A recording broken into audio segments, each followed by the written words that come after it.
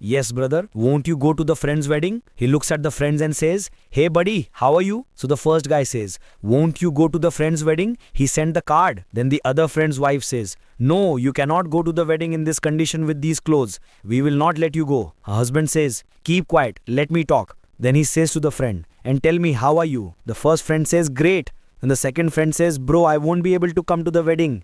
The first friend says, Have I ever gone alone to any wedding? I don't go without you. The second friend says, Bro, you go, I'll come later. The first friend says, Bro, what about shop work? This is daily work, do it later. Let's go now. His wedding doesn't happen every day. Then the friend's wife says, Listen, you will not go. He is wearing such a nice suit and you are wearing such dirty clothes. What will people think about us? Please stop him. Her husband says, I know that too. No, we will refuse nicely. It's not like I can directly tell him I cannot come. He will feel bad. Then he says to the friend, Bro, you go, I will come later if I can. The first friend says, If I go, I will go with you only. Otherwise, I will also not go. Then he says, Wait, I am coming. Let me explain. Then he comes towards him, hugs him and says, Bro, you are wearing such a nice suit. You're looking very good. He says, Yes, bro, I got ready nicely for my friend's wedding. We will go together. The second friend says, Bro, you go. I'll see if I come or not. The first friend says, Bro, he sent you the car too and me too. If we go, we will go together. Otherwise, I will also not go. The second friend says, Bro, this is not the issue. The first friend says, If you don't explain, how will I understand? And the second friend says, Bro, I don't have clothes. You are wearing such good clothes. I cannot go in this condition. The friend's wife comes and says,